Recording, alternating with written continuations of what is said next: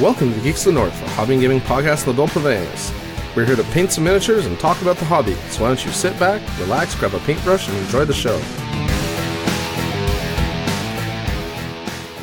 Hey everyone, welcome back to another episode of Geeks of the North, your hobby and gaming podcast in the Bill Province. The only hobby and gaming podcast in the Bill Province. That makes us sound fancier. As always, I'm your host, Paul Filio, here with my co-host, the one and only Antoine Bergeron. Hello. How's it going, buddy? Pretty good.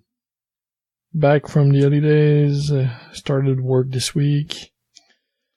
Survived the holidays? Mostly. No, I didn't say unscathed. Yeah. I just said you survived. Yeah, survived. Yeah, that's the right word. You were hit pretty hard too, so you understand. It wasn't that bad for me. It was just non-stop, right? Oh yeah. Like, I wasn't that bad either. It's the family that's it. Yeah. And what happens when the family is it? You have to deal with it. Yeah, and you're left holding the bag. Something about parental responsibility, something, I don't know. Yeah. My wife tried explaining it to me once, but I was busy painting at the time, so I wasn't really listening.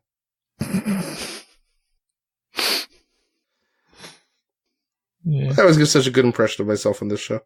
Mm-hmm. Speaking of painting, what are you painting? Oh, you know damn well what I'm painting.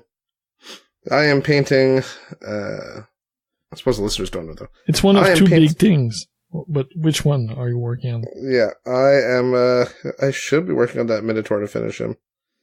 I just haven't, the motivation left me. So I changed it up a bit. I am working on Relic Knights. Ooh. Yeah. Which probably ties directly into our topic tonight. That's, yeah.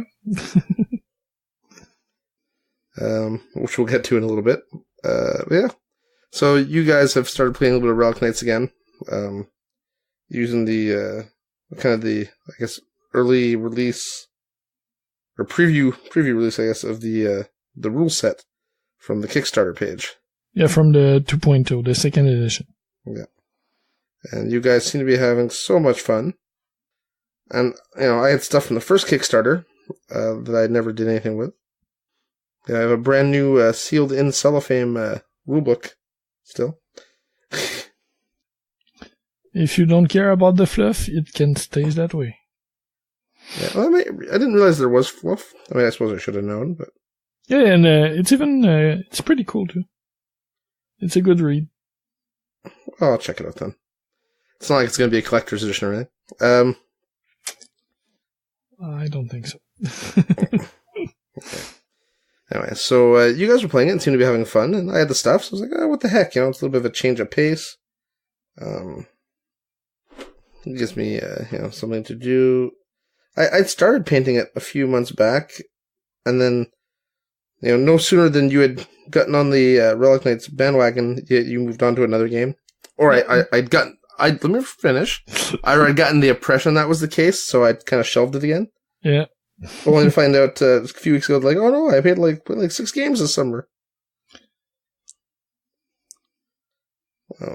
It's my second most played game of 2018. After Guild Ball, I guess? Yeah. Yeah, well, and the models...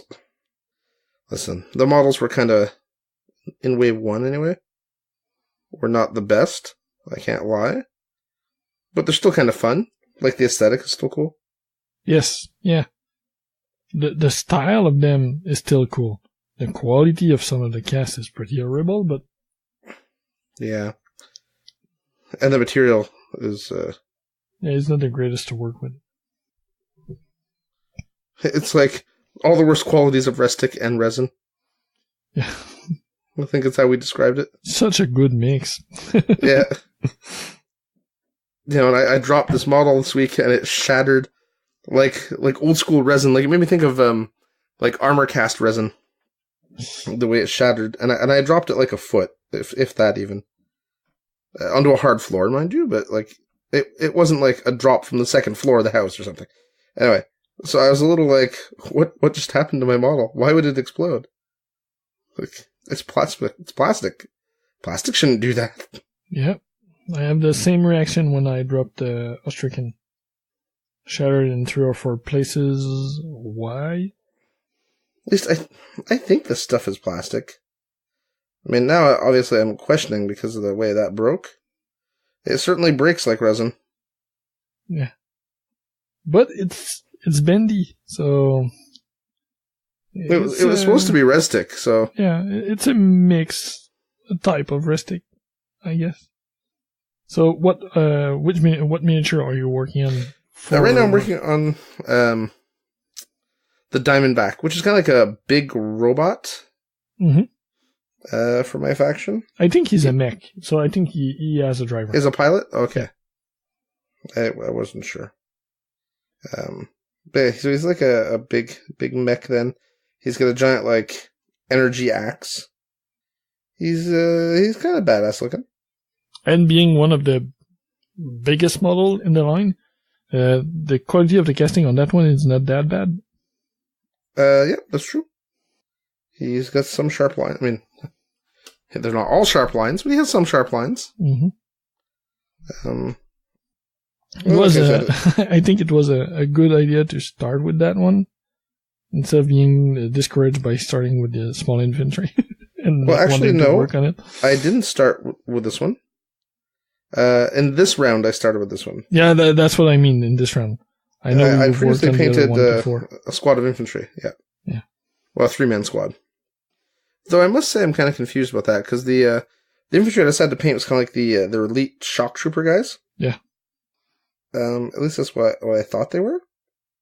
But when I look at the rules, it seems like the basic troops are the same cost per man. Mm-hmm. Which makes me wonder why these guys are quote-unquote the elite shock troops if they cost the exact same amount as the basic troops. If I could hazard a guess, it's because big squad, with how combined attack works, are scary. Because their top damage is a lot higher than most other thing in the game. They're easy to take down, and their effectiveness drops fast. But when they're at full potential, they are scary. Because of the combined fire. Yeah. It's the same thing for my swords, my little guys. They cost a lot. They cost more than other stuff in my faction too. And they're really, really basic troopers. Okay, well, I will... I mean, without having played the game, I'll have to accept that explanation. It seems to have a certain logic to it. And that's an hypothesis, I guess? Yeah, it's a hypothesis. That's fine. You're allowed to theorize. I mean, you've actually played the game, so you know better than I. So I'm working on that guy, and also my faction has these little mini tank things that I think are awesome. So I got a couple of those I'm working on as well. And then if I decide I need to switch gears, I've got some Blacksmith Guild Ball miniatures here to paint. So I got plenty to work on. You have a lot of choices. That's good. Oh, like most gamers. Most of the gamers we know, at least. Yeah, that's a fair assessment. The only problem is that I kind of picked a darkish palette for this guy. You so picking a dark palette? Yeah, I know. That's kind of what I do. So now I find myself, going back in time, and it's the year 2004, and I'm Tron highlighting everything. Super Edge highlights! Because otherwise the model's is completely indistinct. But again, it works for this model, so. Yeah, it works with the style, so it's not too bad. I can honestly say it's probably going to be one of the best painted Relic Knight models anywhere in the world this month. Yep, I agree. And I didn't say the best because you or your own could paint something. So, so it's a good segue. I'm working on Relic Knight too. Oh, see, I'm already second best. I don't think so. I probably won't put as much time on the model I'm working on than you are. but still, I think we'll have a good match. They're, it looks fun. And I'm already like, we were planning conversions the other night because I'm getting some more. Because Steve also backed the Kickstarter and never used the models, so we're working out a deal so I can get more models than I really need for this game that I'll probably only play twice. But we're like planning conversions and stuff for alternate versions of the model that don't actually exist. Yeah, some of the upgrades. Rules, but no model. Yeah. So we're looking at buying, or I was looking at buying a $30 Gundam kit for one of its weapons. I think the other thing you found is a better way to go. The 3D printed, 3D printed Gundam scale weapon. Yeah. The only problem I have with that is it's gonna look 3D printed unless I do a lot of post processing. Sure. Or unless I, find someone to print it in resin. You can ask Mike. It's not the closest, but it's in Canada, so might not be that complicated. Yeah, I just don't. It's a lot of little parts, and it's time, and I don't know. I don't like. I don't really know Mike. I know him, and we've spoken, and I've even helped him out in the past or helped one of his friends out in the past, but it's not the same as when I beg you to do some green stuffing for me or something. Mm-hmm. We're not quite there. Whereas with you, I have no remorse. I'm like, please, Antoine, please help me. And I would be happy to do it. Yeah, I'm pretty lucky about that. I'm surrounded by kind-hearted gamers who take pity on my lack of actual hobby skill. You're not lacking a skill, Paul. Well, I'm not a sculptor, Antoine. Maybe not, but... I mean, I'm sure I could green stuff something and make a smooth surface, something like that, but, That's probably the limits of my, my ability. And that's okay. My talents lie elsewhere. Mm-hmm. Sorry, I think I interrupted, your hobby time, so, please, by all means. Oh, I'm working on the Relic Knight also. It's Cordelia Clean, I think her name is. One of the Radiant models, so the multi-faction, quote-unquote, good guys. The less bad guys? Yeah. Let's call a spade a spade. Yeah. She is, she's one of the good guys for sure, and she's a major part of the fluff, so it's fun. I'm picking her because I like the model, but after playing it probably more than a handful of time, she is really good. So we'll see how little meta develop. But I might have to paint some more of my specific faction model and not take her too often. Oh, is she that good? I find her especially useful compared to other models. But she is not a damage dealer. She really is a scenario piece. And the game is mainly scenario, so... Yeah, it makes me think of Dust, right? Where you can lose your whole army and still win the game, right? Because the scenario is all that matters. Mm-hmm. Well, it's a bit like Guild Ball, I will say. You have a number of points to get to, and objective gives point and kills give points. So it's a combination of both. So it's a good thing to have units that can do either kill, right, and have both type in the same list. Because just going for scenarios is rough, but just going for kills is also really long. Units don't give a lot of points, so you almost have to wipe out the opponent to just get to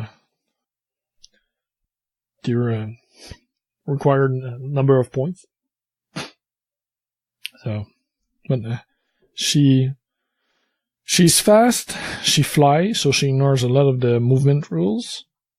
And she has repositioning abilities, either for friendly or opponents. So it's a really good mix. That's not just friendly faction, right? It's friendly, period. Yeah, friendly period. Yeah. That does seem kind of good. Yep.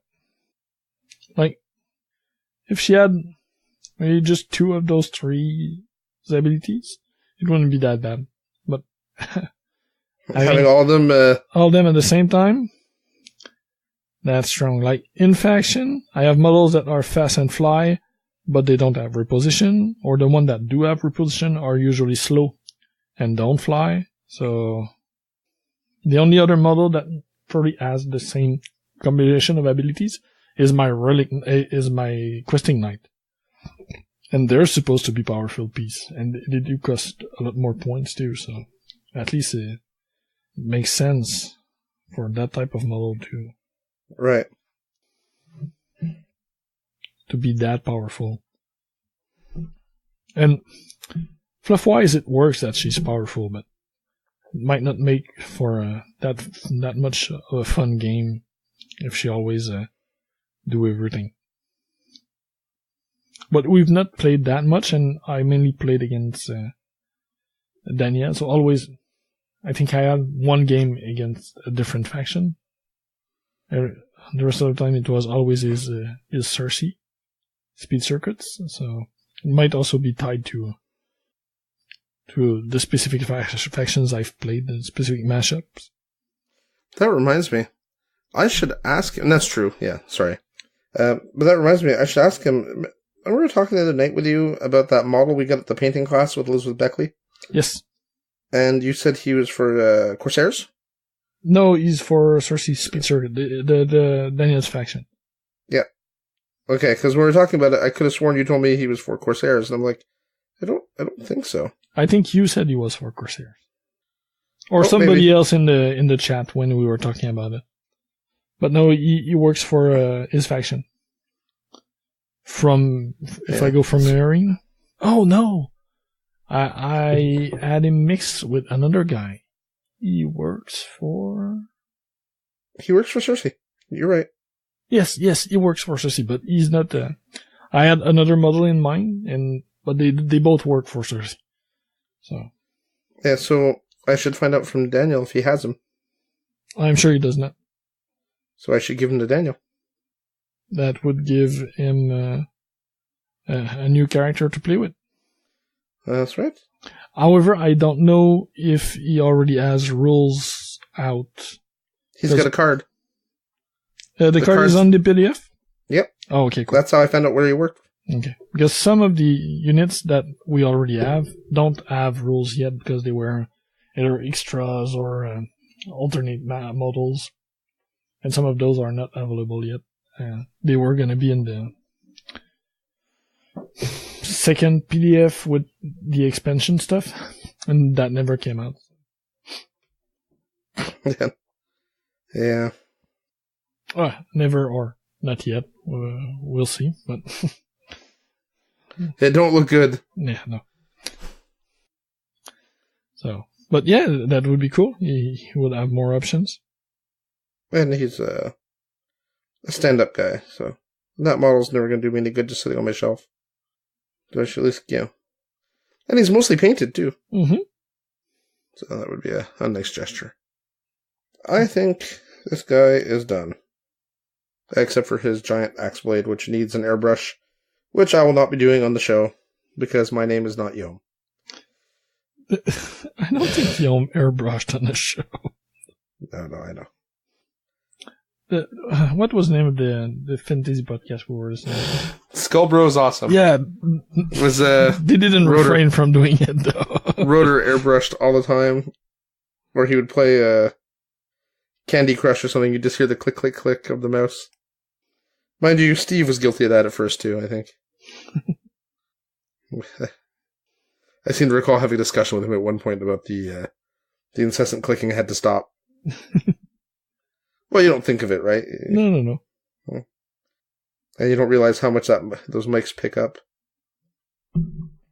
I get it. I try to be a fairly understanding overlord. So apart from that guy, what have you worked on over the holidays? We released the show, but we skipped the hobby part in it. So. Yeah. Nothing. I worked a little bit more on Vet Cinder. She's probably 60% complete. She totally does not match the rest of the army. I don't know how I messed up the colors, but I did. Well, she still looks cool, and, no one will probably notice. She doesn't have giant swaths of armor like the other guys do. She just, she's much slighter frame-wise, so I don't think it shows as bad. Mm-hmm. Of course, if anyone listens to the show and then plays against her, they'll be like, hey, her armor doesn't match.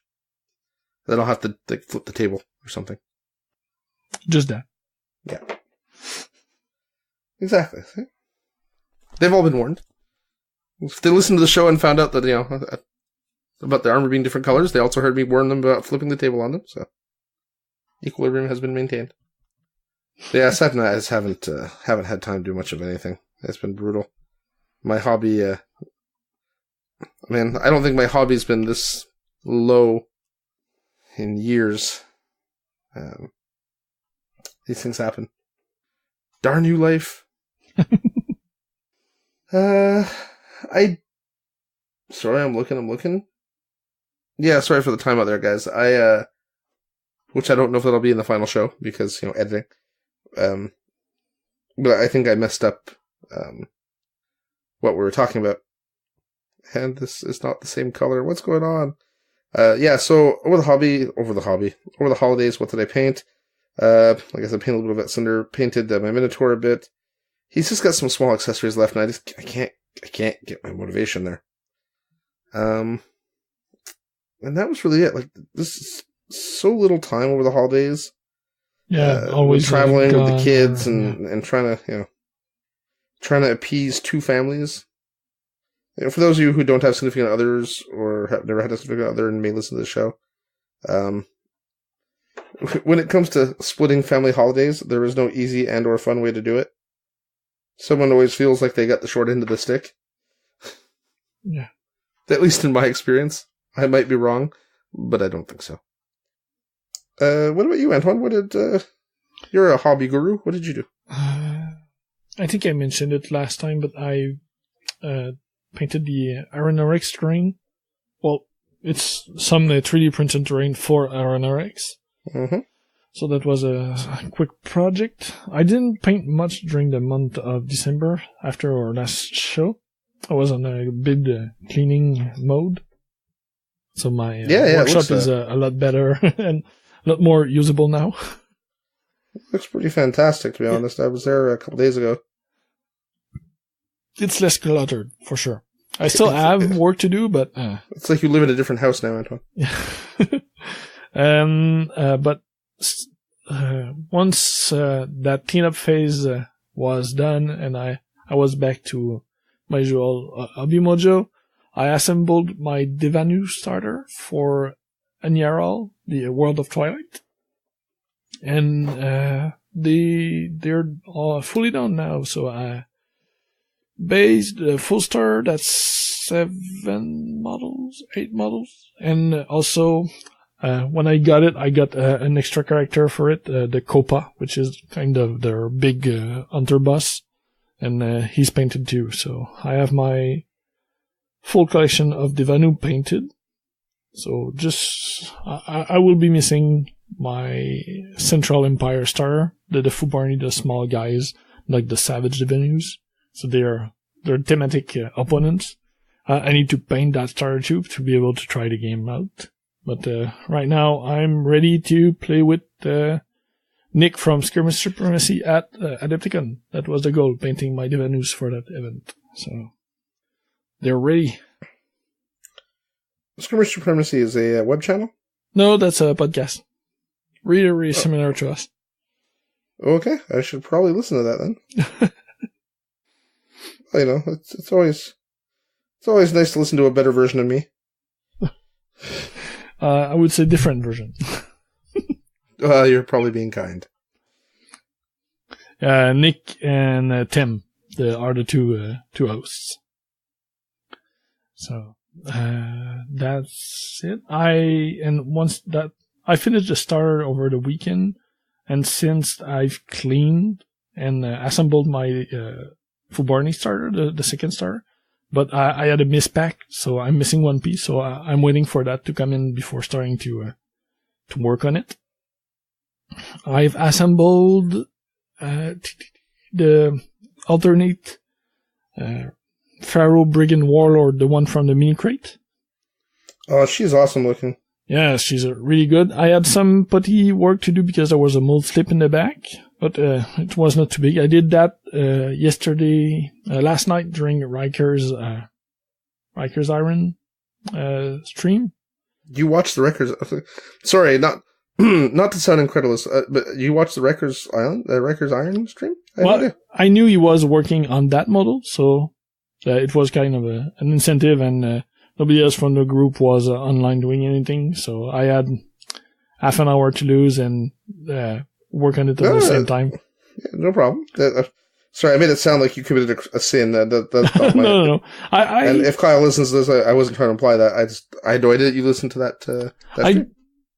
I don't really listen to any streams, but once in a while I join randomly when I don't have a podcast or a show, and the team fits. So yeah, for sure. He's working on her. Like he has a schedule every, I think, Monday night. He work on a mini crate model. So she's gonna take like the next 2 or 3 Monday sessions to work on for him. So I'll probably join and paint my version at the same time, if the timing fits, because we usually record on Mondays. Yeah, well, I mean, we can certainly reschedule that for a couple weeks so you can continue doing that. I mean, yeah. Well, I'll see. I'll see how it goes. That's not a problem. Yeah. Maybe I'll join you. We can all paint it. Yeah. You have one too. So that's true. Yeah, I belong to Mini Crate. Yeah. I haven't given up on Privateer Press. It seems like I have. I have no time to play. And the play days never work. The timing is not always great. Well, the problem is I get 1 day a week to play, right? So, and that day lately has been Wednesday, and that's the Guild Ball day. So guess what I'm playing? Guild Ball. Okay. And the only other thing I did, I got Aristia.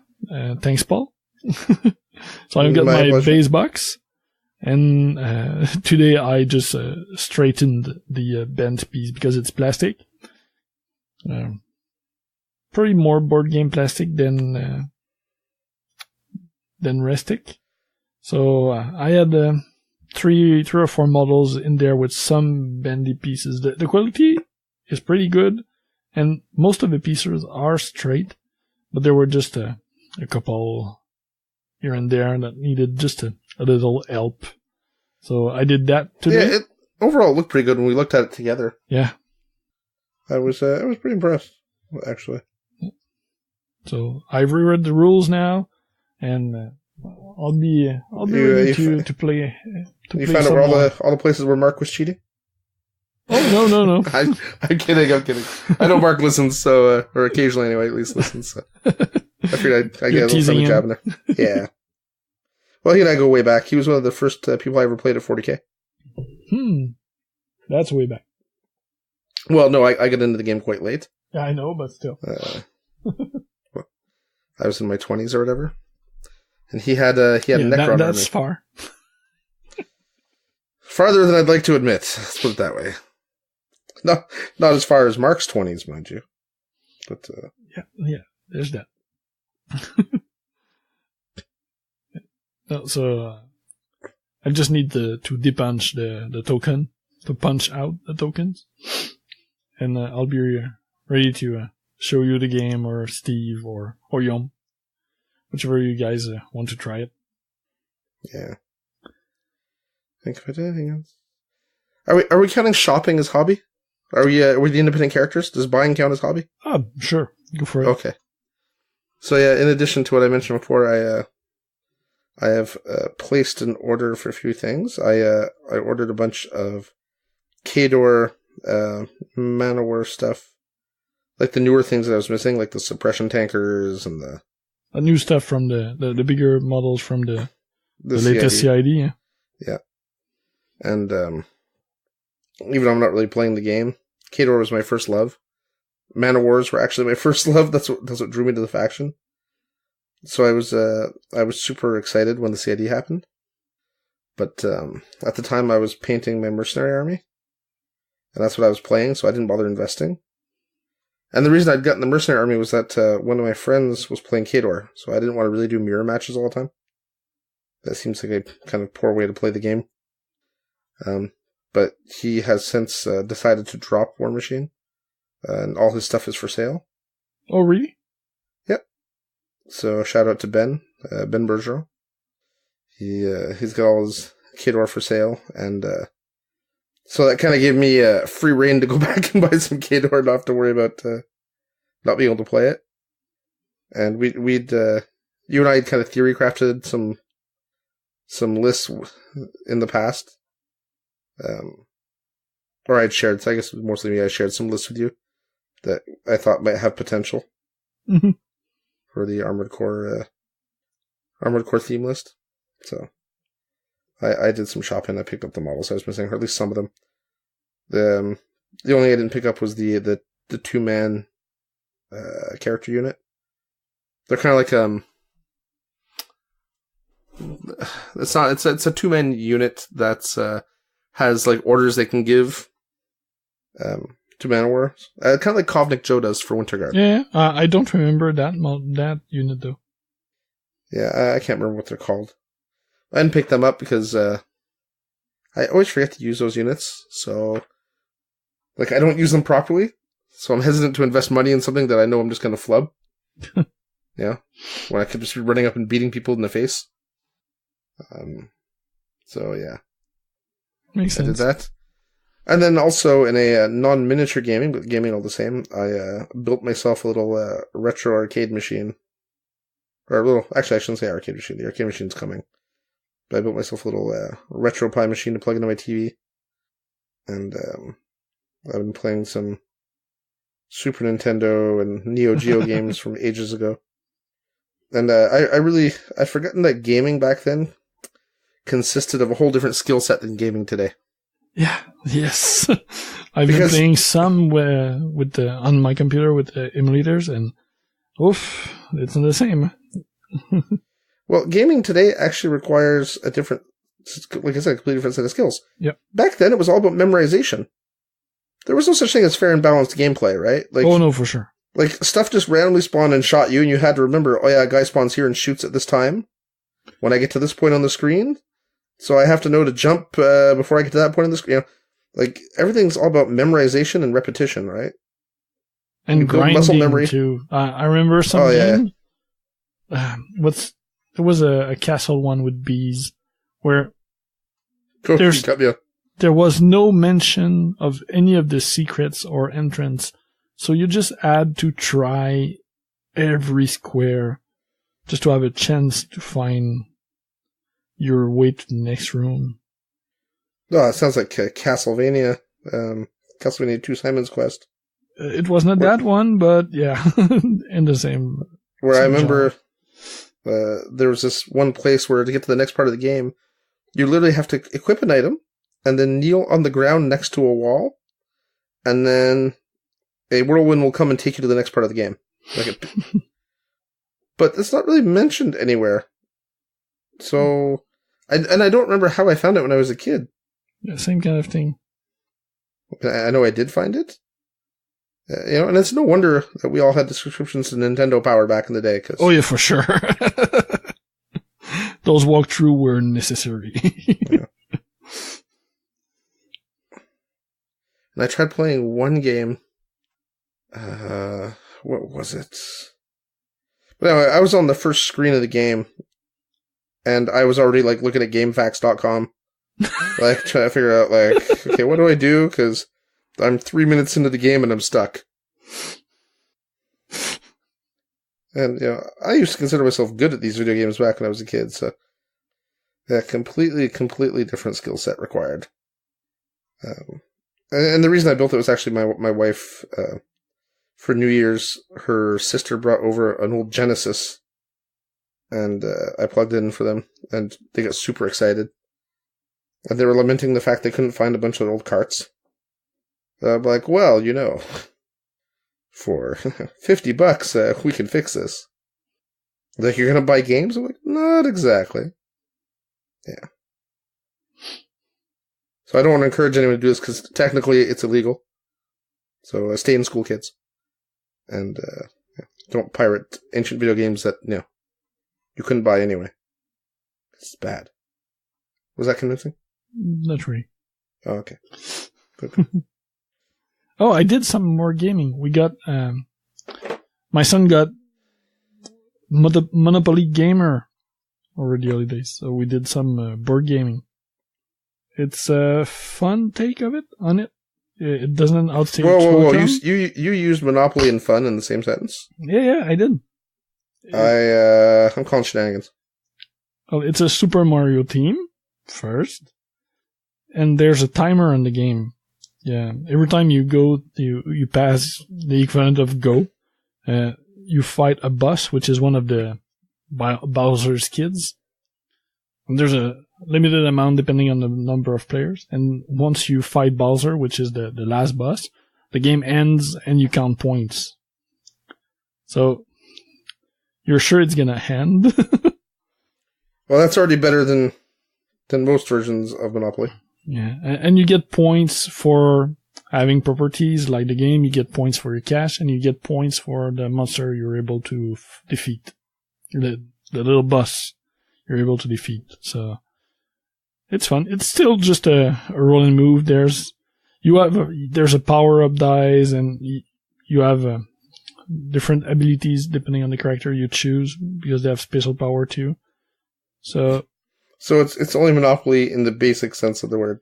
No, because it's still Monopoly. You still move, you still buy properties, but from Mushroom Kingdom.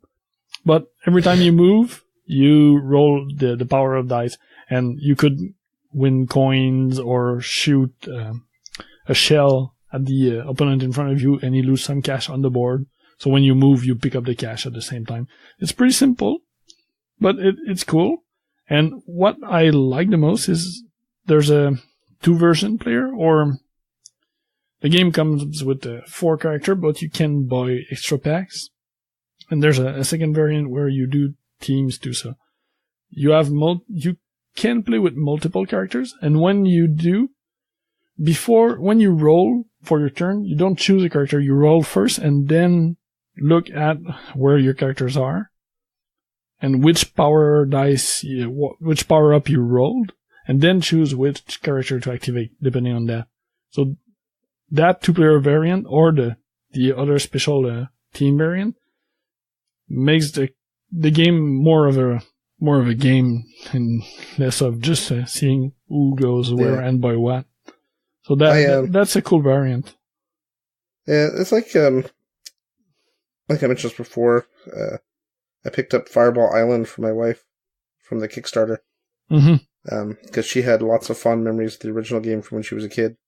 And in fact, it was one of the first games we ever played together when we started dating. She's almost forgiven me for it. And so we picked up the new Fireball Island. And, they took the original kind of game, which was basically a roll, run around, and, try to screw over the other players. And they tried to kind of build on that and add a little bit more game to it, Mm-hmm. Because a lot of these games from the olden days, wargaming has changed. Just like miniature wargaming has changed, right? Oh, yes.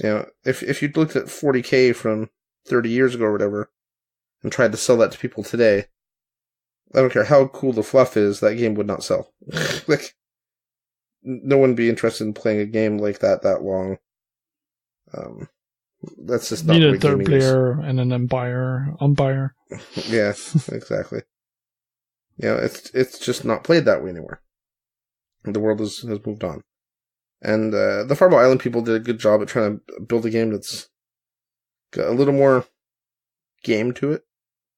Yeah, I heard that the expansions make a big change. Like, the basic game is pretty similar, But when you add the expansion, it becomes more of a game. Well, so the basic game actually isn't that similar because you can still win without getting the gemstone. Oh, okay. And in the original game, I think that was how you won, was you got the gemstone, you got off the island. And I don't think there was an alternate victory method. And this one, there kind of is. But yeah, definitely the basic game has, it has a lot of throwback feeling. Which is fine, because they're banking on nostalgia, right? Yeah, when the name of the company is Restoration Game. Yeah, well, exactly. That's all. And there's nothing wrong with that, right? That's kind of like what they do. And yeah, they play on nostalgia. As a business model, it's not such a bad model. Just ask Nintendo and all those companies, right, with their retro. Yeah, the retro mini consoles. Yeah. Retro gaming is big. Because all those kids that were, 80s kids all have money now. Anyway. So that's a whole lot of talking, not necessarily about gaming. About miniature gaming, anyway. Shall we go on to some actual miniature gaming that we played? Well, just one quick thing. We've mentioned Rate Night more than once. That's the only game I've played since we last recorded. We had an evening last week where 2 games went at once. We were 5 Rate Night players. I don't think we've had that many in the store since even the first edition came out. So two intro games were ran. I ran one with Jose, one of our locals, and Daniel ran one for Chris. And both liked it. So more new players. Yeah, I hope so. It's a fun game. The challenge is trying to get models, right? Yeah, for sure. Well, it's a challenge, and not because there's a lot of first edition models lying around in closets and on sale for pretty cheap, but you need to find them, which is the problem. And sadly, some of the later release are not easily available. Like there's one for my faction, the Star Lancer or something like that, a small knight with a jump pack, and I've not been able to get my hand on one. I actually found a model for my faction. Just the other day I found the medic. Oh wow! In Canada, actually, at a store. Whoa! But the problem is they're not. It's not reduced, right? Oh no! So it's like, do I want to spend $18 on a blister plus $10 shipping and handling? At least the medic is resin, so it's going to be a nice piece, a nicer piece. Oh well, okay. Let's just say the pictures I've seen of the model don't encourage me too much. Oh yeah. Because like a lot of the later models, she's out of scale. Like she's bigger. She's going to be a lot bigger than everything else you have. That's for sure. And she's got giant. I mean, she's got giant anime eyes, which I guess is okay in an anime themed game, but it just doesn't fit anyone else in my faction, so it looks kind of weird. So yeah, but at least I found something, so that's kind of cool. I gotta decide what I want to do with it, but yeah. So that's it. I just wanted to mention the game. It's really fun that people are coming out to try the second edition. It's not widely available. It's kind of buried in a Kickstarter update, but at least it's out there and we can play. So yeah, and hopefully, I mean, we don't really know what the fate is yet. Hopefully, things sort out for Ninja Division. Or Ninja Division, yeah. Whatever they're calling themselves nowadays. Mm-hmm. All right. And aside from that, you also played another game over the holidays. You played Judgment with me. That's true. And I think that game still holds up. It does, yeah. It was fun. We have 2 games in our baggage now.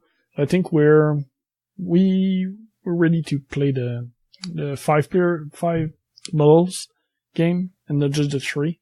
Yeah. Get a better sense of the full size game. The full experience. Yeah, I don't disagree. We'll have to try to do that the next week or so. If we can. Mm-hmm. These tanks are so much fun, Antoine. I'm sure they are. My NMM is not getting any better looking, but... It's anime NMM. That's fine.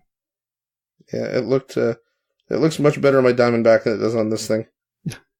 But they're so small. Well, that's it. It's bound to be more difficult to do. And they're not the most precise cast, so that there's all doesn't kinds. help either. There's all kinds of problems with these things. Like, I'm trying to do it on the treads. Oof. The treads they're so rough. And yeah, I could have fixed them or whatever. They're a bunch of green stuff and hours of time. No, it's not worth it. Especially that you want to have 4 or something like that. And they're super cheap modeling points, so you would need... that's so much work. Exactly. So, not happening. That's okay. 'Cause the way they look now is still fine, and they look super cute. And just getting them painted is fun. The game has a fun aesthetic. The anime style, it's something we don't see much.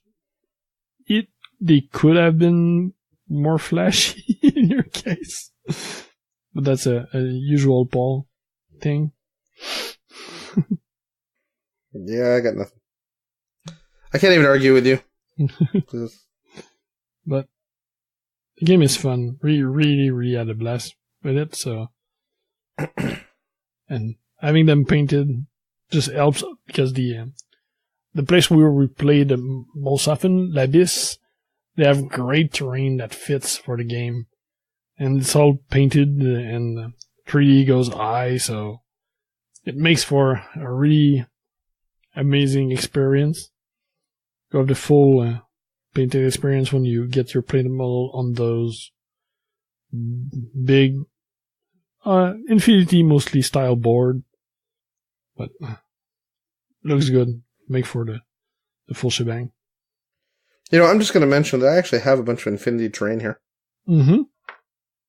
Just saying. And I have a lot of the MC Studio terrain too. Oh. So even without going to the store, we can play. I know. Yeah, I've got a bunch of the buildings from what are they called? Micro Studio. The MDF buildings. They're the first MDF buildings. Actually, I think the same ones that Abyss had. I think so. Yeah. Are yours painted? Yeah. No, but they're assembled. Yeah, that's why it's fun to play Abyss. They're all assembled and painted, so there's no work to do, and you get it all. So.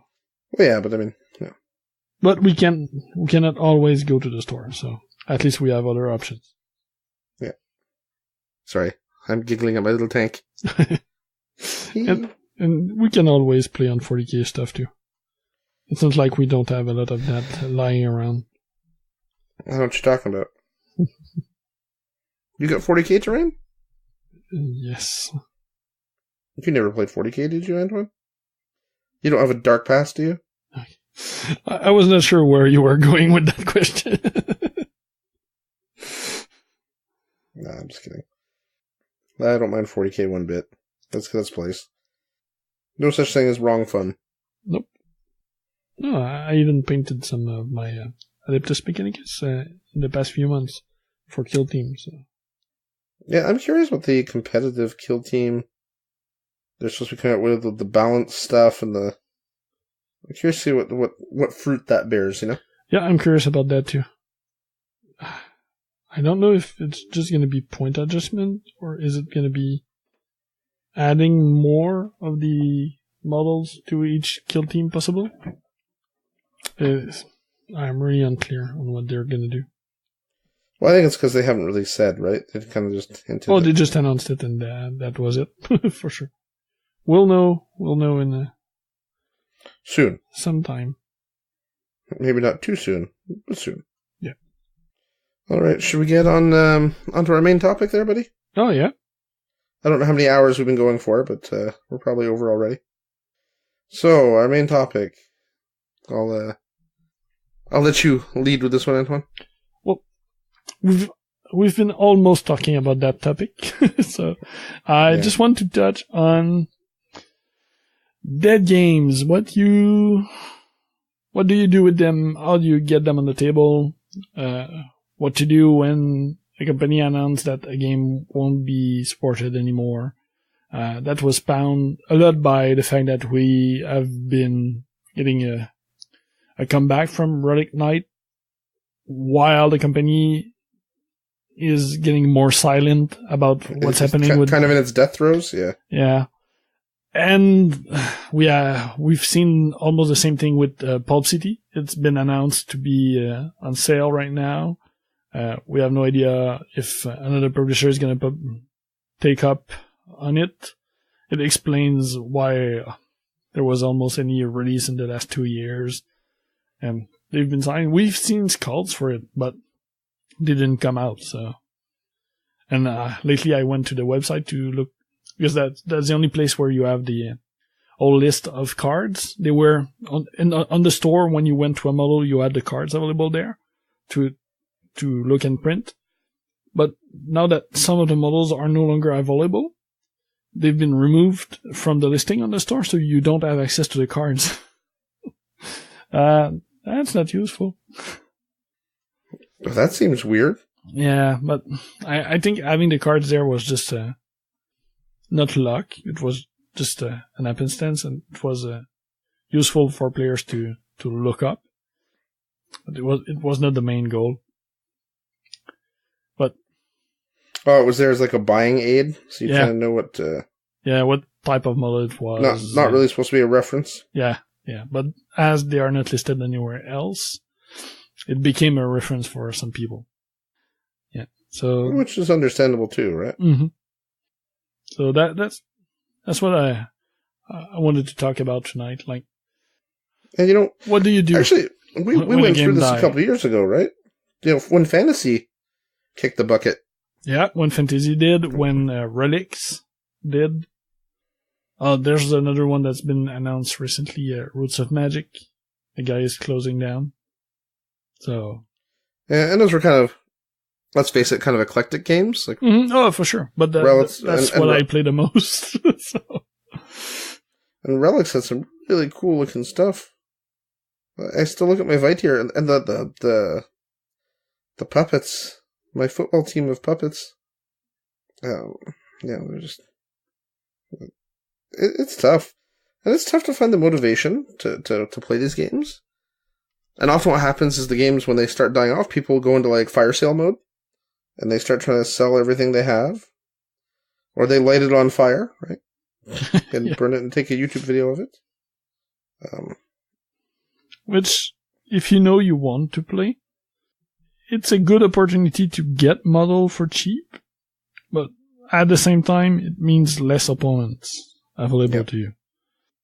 Unless you're going to provide all armies and everything involved. Yeah. Which, you can. There's nothing saying you can't do that. Yeah, that's one thing you can do. Get all the books you can, get all the models you can, and at least you can get and keep a playable set. Yep. I mean, I kept my fantasy stuff, and I look at it longingly very often, actually. Because I'd only recently gotten into fantasy when it died. Yeah. I'd had Army for years, but could never find anyone to play with. And then finally, thanks to you, we started playing it. And kind of got to know Steve and stuff that way. So that's your fault too. And, it kind of hit me pretty hard when it got killed. I was really upset about it. I mean, I didn't go outside and, burn all my stuff, but it certainly did not make me happy. And I certainly felt a level of betrayal, Mm-hmm. And don't get me wrong, GW doesn't owe me anything, so they're a business, they're trying to make money. I get it. I'm not mad at them anymore about it. At the time, I was not thrilled.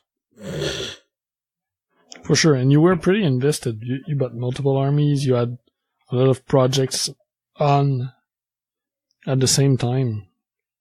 Yeah, I was just starting my corn army when that happened. I just bought all the models and based them all, and found out that was it. Yeah, at that moment, didn't you add a Khemri army also? That you were starting to buy for? Yeah, that's right. I not started to buy for, I bought the whole thing. Yeah. That's right, I had my Tomb King's army. I forgot about that one. And then I have my Chaos army, which I still have, and my High Elf army, and my Wood Elf army. Though I keep thinking I should probably put that Wood Elf army for sale. Since I don't think we're going to play 9th Age. That's one I want to try this year. I must be honest. There's a pretty good scene locally. I'm part of. I have a lot of multiple friends who kept with 8 and are now moving to 9th Age. And I see battle reports online and people painting square bases. So it's giving me the urge to get it out. Well, I mean, the stuff is still there, right? So there's nothing stopping us. Yeah, exactly. It's all there. It's all they're still in the trays. So it's not a lot of work. Well, I had all those magnetic bases I bought and everything with the metal movement trays. Yeah. I'd invested a fair amount of money in a relatively short period of time. Because I was really, really gung-ho. So that's one I want to play this year. The new format is more stable, and I see multiple playing, and there's events even locally. Like Crève Mossad are organizing some, which is a local group, and there's Alex, a French guy. Who's the person who bought my Khemri? Oh yeah, I didn't know that. And he's been organizing events at Labis too, so...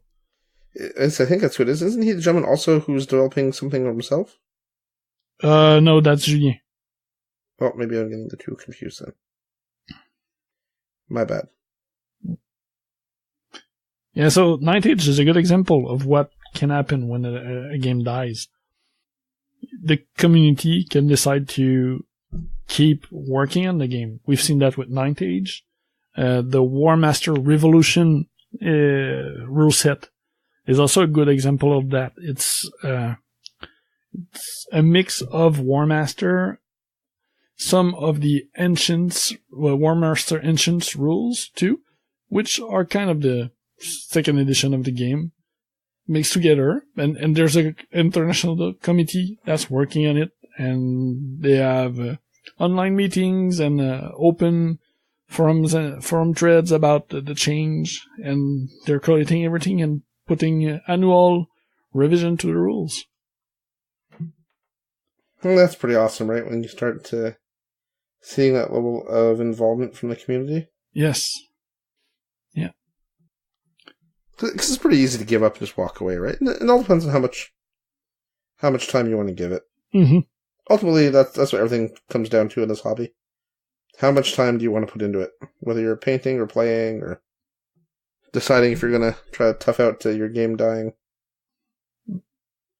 And it also helps when you know that the game is dead. Like War Master has been dead for years. Warhammer, in its old form, the square bases, has been officially dead too. When you look at other games like Relic Knight and Pulp City, they're just on the not slow burner or breeders. Life support. Life support, yeah. Yeah, they're on life support, so it's a hard point to decide to do something, as you don't know if the game is gonna die or not. You have a pretty good idea of what will happen, but will it get bought back by another company and eventually re-released? Will it change? It's hard to know. Like that happened with Relics. It's been bought back, and they released some models, but For now, TT Combat. Yeah, TT Combat bought it. But for now, we've not heard of much since then, and it's been 2 years, maybe. Yeah, we're seeing a bit of the same thing with the Drop Zone. They mentioned that it's gonna come. They've worked on the second edition, the beta, but the information is scarce. Yeah, I don't really know what the story is with that. Like it seems weird for TT Combat to buy stuff and then do nothing with it. Mm-hmm. I mean, the other thing is, they bought it, but what did they really pay for it? Like, what's their investment? Maybe they just don't care, right? Maybe they didn't pay enough for it really to matter to them. Because that can happen too. Yep, that's possible too. You buy it on a lark if you got money to spare. Because TT Combat... But it's not just TT Combat, now I think about it. Look at Wayland Games. But they've been working on their games, though. That's a big difference. When you look at Wild West Exodus, they have released every month. There's new stuff. They did a revision of the rules. It's out. It's played. So they are supporting it. Well, but the rules and stuff were all done before they bought it, though. Yeah, but they've... And the models were all done, too, right? There was all the Kickstarter stuff. Mm-hmm. The second Kickstarter. But I think they've been releasing new stuff, not just the Kickstarter. Well, I could be wrong. I thought it was just the Kickstarter stuff that had come out. I could be wrong, too. That's entirely possible. No, you're Antoine. No, it's not a game I follow that close, so... You can't fool me. You follow all games. I know you. From afar, for certain. It's a game I don't own at all, so... It helps with keeping a certain distance with the news. I'm so tempted to break into from a distance. But I won't. Yeah. So, when your game dies, I think that the first thing you should do, if just the cry. rules... Oh, no. Well, okay. Cry a bit. Drink. Whatever you can do to cope. Shake your fist at the sky. Yeah. Any coping mechanism you have. But after that, if you want to be constructive, make sure you have a copy of every document you can have. Either get some of if the rulebook are only physical, be sure you have them if you want to keep playing. And if they are online materials, download everything. That's what I did when Relics got out, and I got copies of everything on the drive, because when they sold, the website moved, and the documents were not available anymore. But if you want to keep playing and don't have all the materials, be sure it stays available for you. And really? TT Combat didn't make the documents available? Not right away. Okay. They did eventually. All and right. There is still a new edition worked on. So it wasn't beta when it was sold. So it's in limbo right now. So that's probably why. But I look at Pulp CD. I have a PDF of the rules, but I don't think it's public. I think it's just for the Kickstarter backers. So you need to get the book, get the cards. If the game is going out, you want to try to find the models that you are really interested in. Get them before it's too late to be able to continue to play. And after that, I think it's mostly either you continue to provide and you try to keep the group alive, or find other players. Like I've mentioned that in the past, when we've been going to Captain Con last year, and I'm doing a bit the same this year with the Adepticon, but some of the small games where there's not enough players. When you go to conventions, that's the time you can find the biggest pool, right? Yeah, there's the biggest pool of players. You might find other who still want to play those old dead games, and it's your time to do it. Yeah, reminisce about when times were better. Yeah. There's even events. You look at Adepticon, there's an event for War Master. The game is dead. It's been dead for 15 to 20 years. But they are running some because some players are dedicated enough to continue doing it. Yeah, and that's just crazy. In a good way. I love that. And you never know, right? Maybe you keep supporting the game, you never know. There's always a chance they bring it back, right? Look at Blood Bowl. Blood Bowl was dead for years. Mm-hmm. Community kept it going. Yep, they had their living rulebook. They continued working on it, and eventually Game Workshop decided to come back with it. Yeah.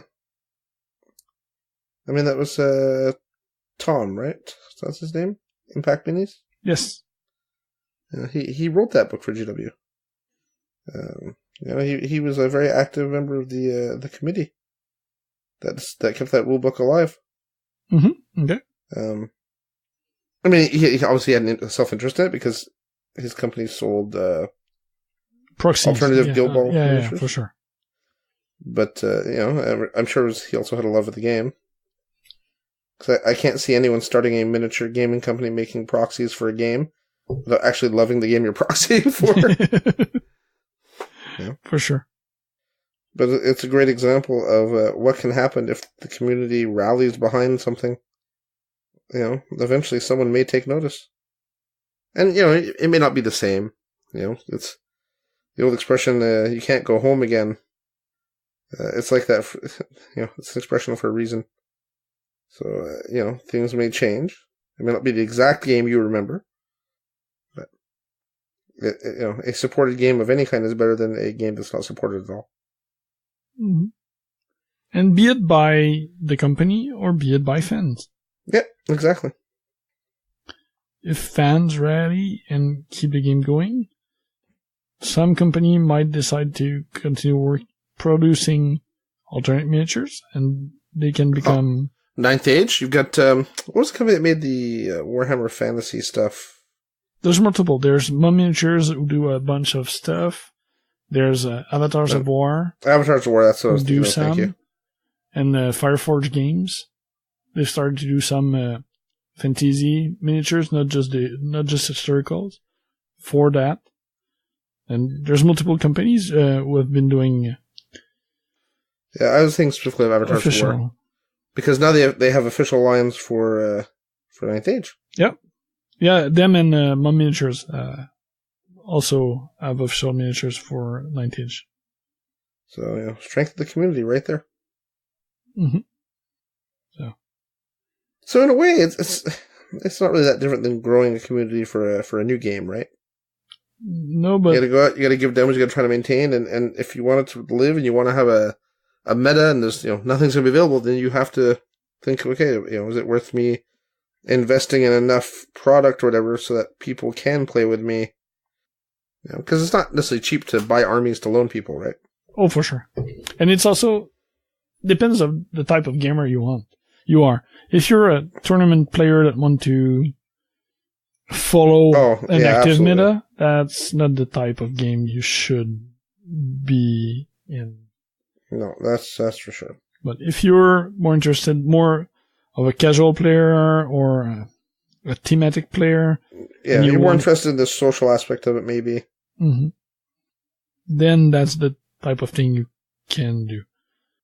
We have a pretty strong competitive War Machine meta here, and I don't see those guys playing a dead game because the meta would become stale, and they would lose interest in it. Like, yeah, they did that for Galval, and the game was still active. So,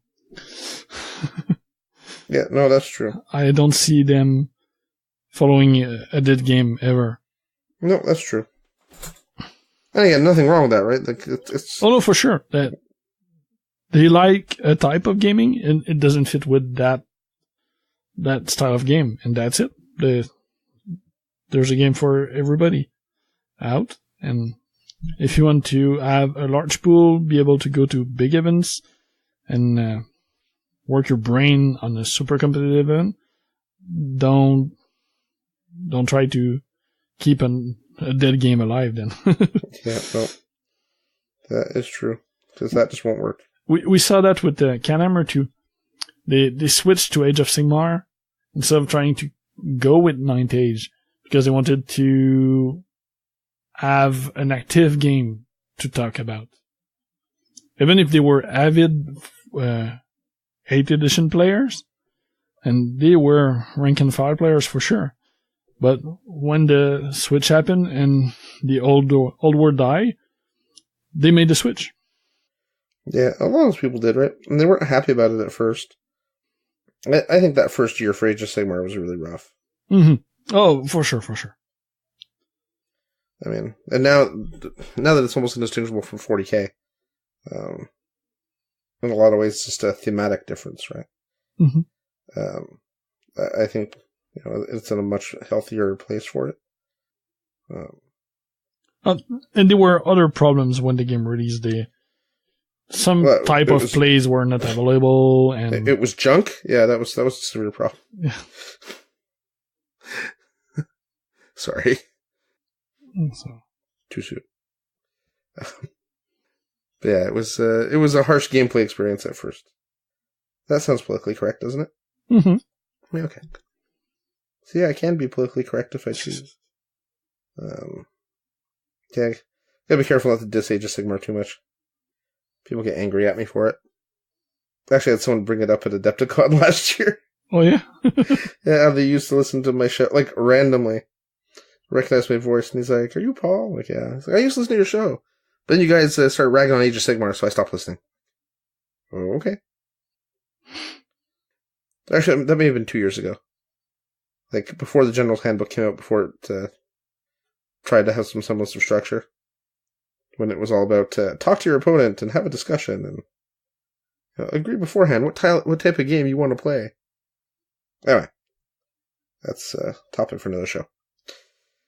So yeah, it's a lot of work maintaining a dead game, no doubt about it.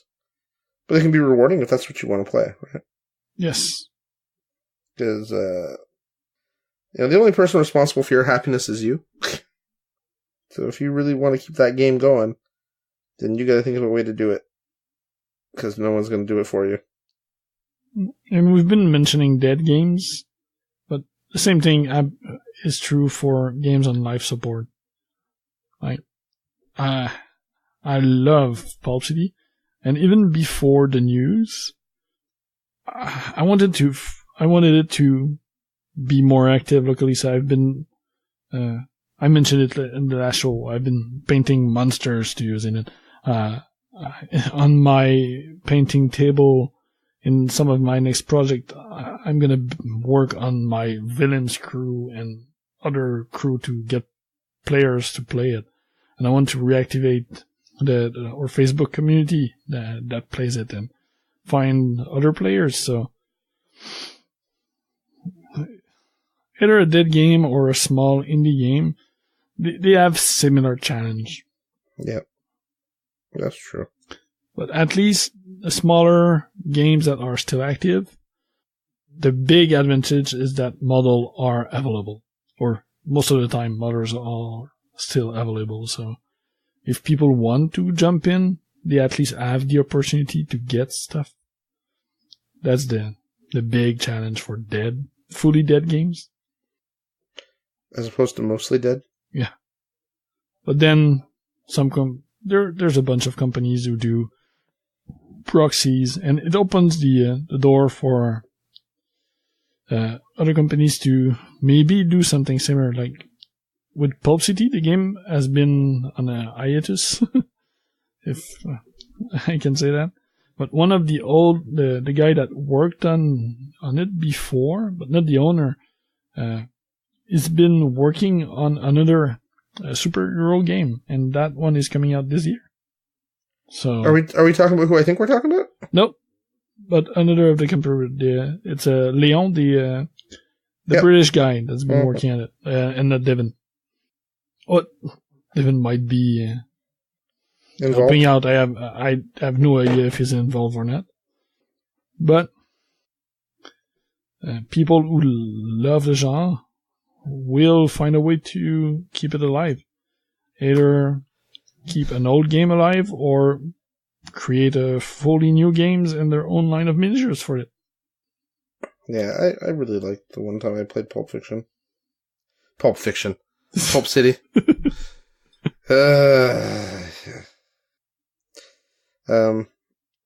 It had such cool mechanics. Like, it had, multiple resource mechanics, and activations were cool. It's so dynamic. Yeah, it's super cinematic, right? Yeah. You know, there was rules for everything.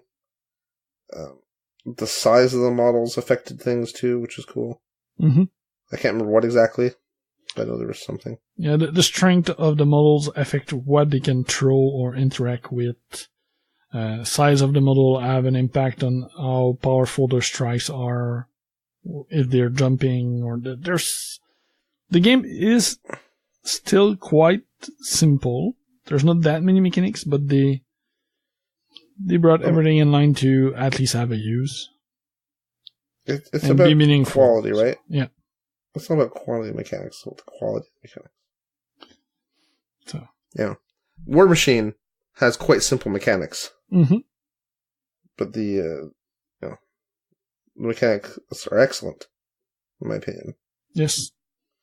So, that goes a long way. And I think we've already said all we could about that topic. Have we beaten that dead horse? Yeah. Excellent. And so dead horse is fitting. Yeah, I know. I may have thought that before I said it. I'm sure you did. Well, Antoine, as always, it has been a pleasure. I've got one little tank fully painted. That's good. I've got my big robot fully painted, except for his giant energy axe, which needs airbrush. And I've got a second tank mostly painted. This keeps up, I'll be full paint Relic Knights in no time. That's cool. I did the Metalics on Cordelia. Well, yeah, but your metallics are excellent. Both of them, at least. But not fully done, but close to that. So before we say goodbye to our listener, I just want to mention a couple of news items out. First one,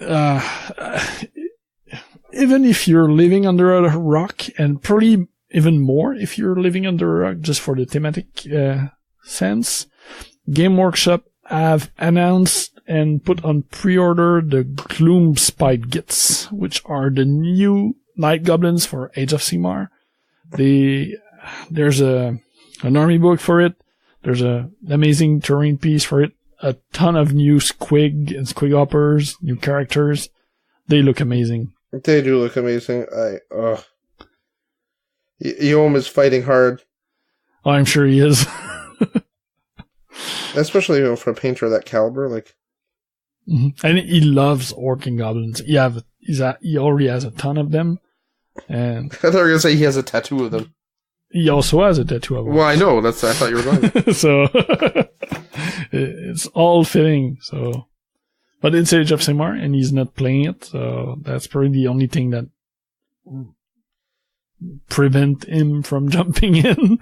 If it was 40k and they add a new goblin army, I'm pretty sure he would have got into it. But they look super good. So they are on pre-release and releasing. Most of the stuff is releasing this Saturday. So just in a couple of days when the show comes out. So if you like Greenskin and the little bad mushroom version of them, take a look. The second new release I wanted to mention is a piece by Demented Games. They are the makers of Twisted, the steampunk skirmish game. Yep. They have released a model in their Masters edition, which is, instead of their playable 32, 35mm scale models, this one is a 54mm scale, and this one is aimed at painters. It's not for play. And it is a variant from one of the models that's available in the game, but at a bigger scale and with an alternative pose. He has his helmet in his second hand instead of on his head. He has more of a standing pose instead of a fighting pose. And it looks amazing. Sebastian Archer, the sculptor for Twisted, is an amazing sculptor. Well, they had some great stuff. Oh yeah, for sure. I had to stop myself multiple times from buying into that game. Isn't that the game? I think didn't someone we knew painted for their Kickstarter? I think when they did it, Meg. I think it was Meg. Eh? I think Jim painted something for them too. That's possible. Yeah, and the model for the scale has a pretty good price. It's a 54 millimeter scale model, and it's $35 US. Well, that's an excellent price.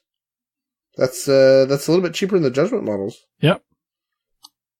Which I thought were pretty fair priced in the US. Yeah, the Judgment model probably comes with the card, which probably doesn't add much to the price, but still, it's a. No, I think what kills Judgment is the Australian, right? Well, the Twisted is Australian too. Oh, that's true, eh? Mm-hmm. Yes, I don't know. I don't know what makes the difference. Me neither. They're more human, so maybe the characters are the same scale, but maybe smaller. That could just also be something else logistics-wise. Mm-hmm. For sure. And it could also be they maybe take a slightly smaller margin, or I mean, we're talking $38 to what'd you say, 30? 35. Yeah. To what, 50? Or was it 38 or $48? I think it was $38. So it's not a huge difference. No. So those were the two pieces I wanted to mention. Those are some excellent selections. I got nothing to add. Well, it's hard to follow up GW and those Twisted models. Those are pretty awesome. So on that note, I guess we are done for this week, Antoine? Yes, we're done for real this time. Okay. Well, as always, it was a pleasure, and I'll see you next week. Yep. Next week, Paul, and bye, geeks. Thanks for listening to Geeks of the North. If you want to contact us, you can email us at geeksofthenorth@gmail.com. Like us on Facebook at facebook.com/geeksofthenorth, or follow us on Twitter at Geeks of the North. You can follow me, Paul, at PRFilio, Antoine at Eltonio Berg, Steve at B_Steve, and if you really feel the need, I guess you can follow Yom. He's at Yomasta. Breaks and outro music by Ladrav. You can listen to them at ladrav.bandcamp.com. See you next time, geeks.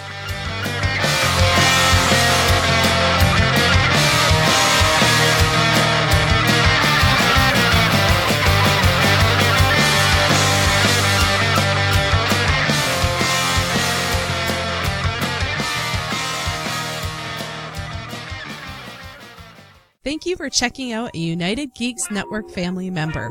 If you enjoyed it and are looking for other online media with a geek culture slant, head over to UnitedGeeksNetwork.com, where you will find Indie Conquest, a blog helping indie board game designers succeed, providing useful resources from designing games, utilizing Kickstarter, and finally manufacturing and distributing your games.